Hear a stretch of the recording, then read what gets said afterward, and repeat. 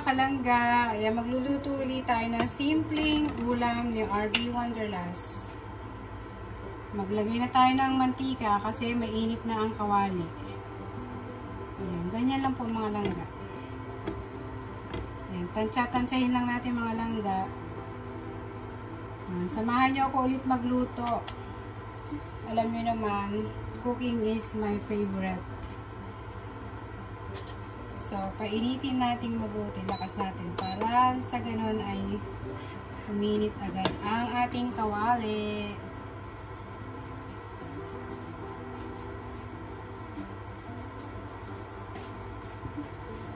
Mainit na ba?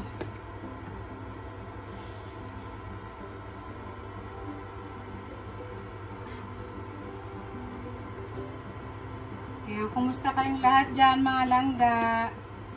Sa mga kalangga ko dyan. Ayan, shout out sa Team Solid Kalangga. Shout out, Langga, Emmy, and Langga, make the day. So, ayan, mainit na. Maggisa na tayo ng bawang at sibuyas. Ayan meron ako rito. Bawang, sibuyas at kamatis. So, magluluto nga pala tayo ng ampalaya with egg. Ayan ampalaya ko. May isang mangkok akong ampalaya. So, nalamas ko na siya ng asin. Sigurado hindi na yan mapait. So, syempre, unahin natin gisa. So, ayan. Gisa muna natin ang sibuyas. Maya-maya, isunod natin ang garlic. Sangkul-sangkul-sahin.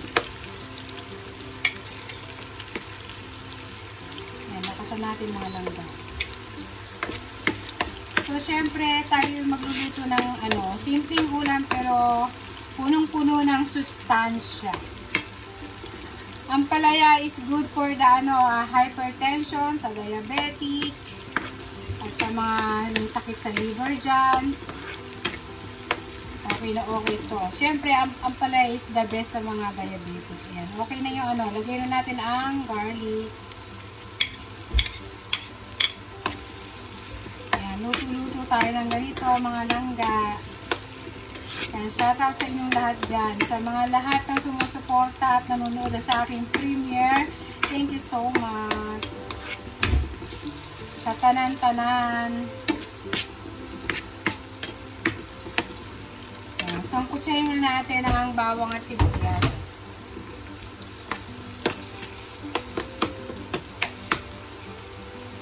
Yan, shout out sa inyong lahat dyan.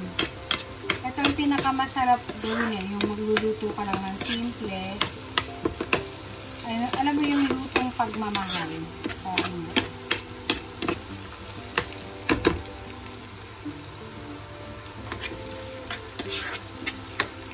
So, yan, lagyan na natin ang kamatis. Yan ang kamatis, isang sangkap at nagpapasarap sa ginisang ampalaya at itlog.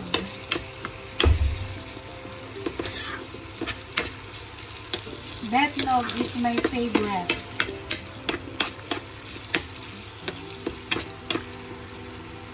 So, ilagyan natin ng konting asin lang. Ayan. Konti lang. Ayan. So, alam nyo mga langga, yung iba, sinasahugan ng pork, o kaya sinasahugan nila ng shrimp, yan, ang palaya at itlog. Pero ako, ang isasahog ko ay ito. Yan, hipon. Alam nyo yung hipon na itong kalkag. Galing pa to ng Negros.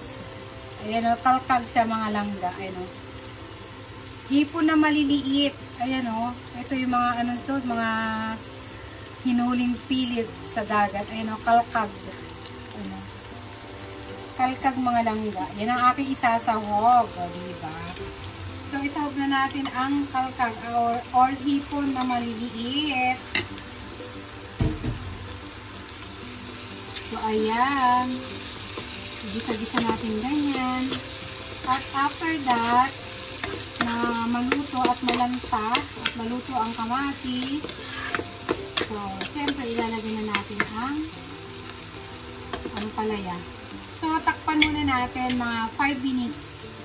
Less than 5 minutes ganyan. Lutuin muna natin ang kamatis. So, takpan muna natin ang ating kawali. Ayan. See you later mga langga. So, mga langga, i-check natin kung luto na ang kamatis. Ayan, haluin natin na ganyan. Ayan, so far, malambot na ang kamatis. Piga-pigain natin ng konting ganyan. Malambot na siya.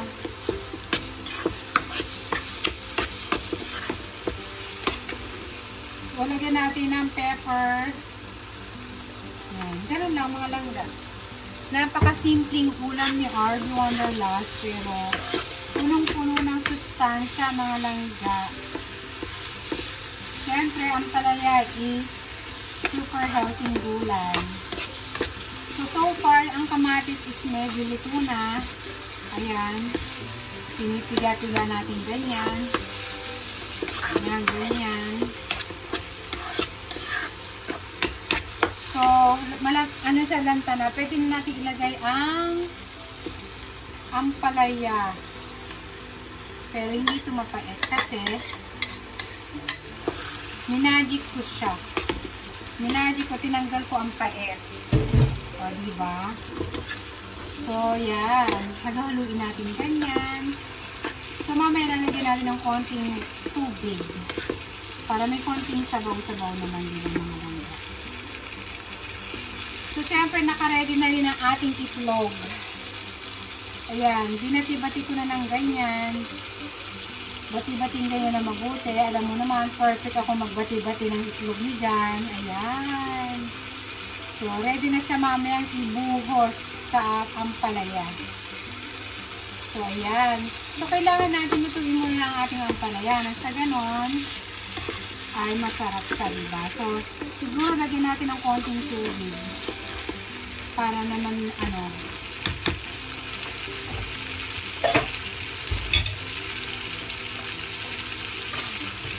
so, lagyan natin mga 2 sandok na tubig. Yan. Ito, yan. Mga ganyan lang, mga 2 kutsarang malaki. Hindi yan sandok pala, kutsarang serving spoon ko yan actually. So, yan. Antayin natin, siguro mga 10 minutes. Ganyan. Luto na siya. 10 minutes. Kasi ayaw ko siyang, lutuing mabuti. Gusto ko yung half cook lang. Luto siya, yung medium cook lang. Ganun. So, takpan ulit natin mga 10-15 minutes siguro. Ayan, nabubulol na mi. Takpan ulit natin mga langga. So, see you later. Stay tuned mga langga. Ayan, check natin mga langga. Ayan, punong-puno ng mga langga. So, haluin natin. Pwede natin ilagay ang itlog. Ayan. Ayan, meron kang sahog na mag-iipon na maliliit. Sa Ilonggo is palkag. Palkag ba ate? So, lagyan natin ng konting pepper. Ayun, at the same time, lalagyan ko ng pinaka-bechin is sugar. Ayan. Sugar mga langga. Ang aking pinaka-bechin.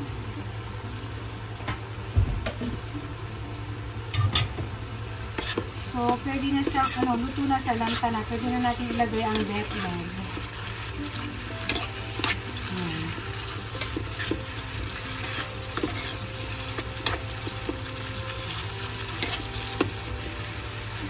Ayan, ilagay na natin ang mga betlog. So, 4 na itlog lang ito mga langga. Ayan. Ayan, buhos-buhos lang natin na ganyan.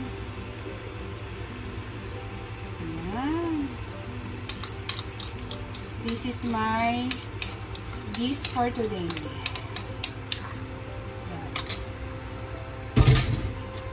So, halu-haluin natin ganyan mga langga. Ayan. Hanggat maluto ang betlog.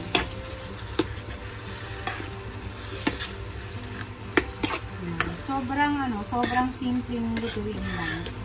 Gisa-gisa lang. Tapos, hulog-hulog ang mga sangkap. So, diba, mga langga, ang sarap, ang sustansyang ulam. So, hindi mo na kailangan kumain sa labas. At hindi mo na kailangan umorder ng iyong pagkain sa labas. Kasi yung iba, sanay na sanay kumain sa labas.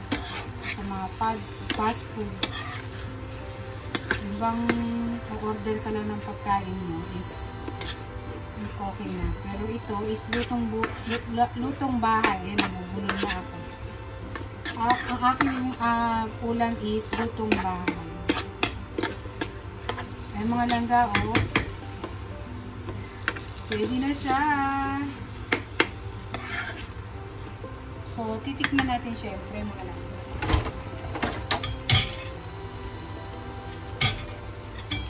Tikman natin kung anong lasa.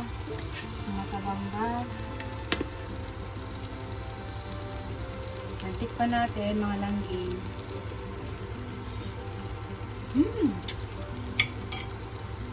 Ang lasa. Napakalasa ng ng hipon na maliliit. So, tuyuin muna natin sa sabaw para sa ganon. Perfect na siya. So, isara muna natin siguro mga 3 minutes lang yan. So, ayan, tignan natin. Luto na mga langga. So, my dish is already cooked. Ayan, napakasarap mga langga. Napakasimpleng ulam pero punong-puno ng sustansya. Alam niyo na mga langga.